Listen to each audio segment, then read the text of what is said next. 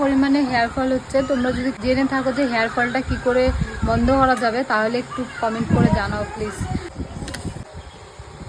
আর আমার বোনের পাল্লায় পরে আমি এই প্রথমবার মুখে চারকোল মাখছি, কেউ বিশ্বাস করবে না যে এটাই সত্যি।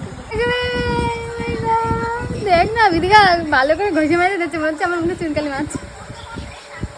বিদিকা আমার কানের করে পাখি যেন না ওঠে, আর উঠবে না, মেকআপ করা তো ওই জন্য মুখে পছন্দগুলো তুলতে দেবে। বিদিকা বুড়ো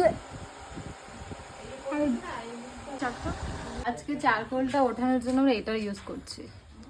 যদি আমি না উঠে বিদিকার মুখে এটাই দেওয়া হবে, এরকম ঘষে ঘষে তোলা হবে।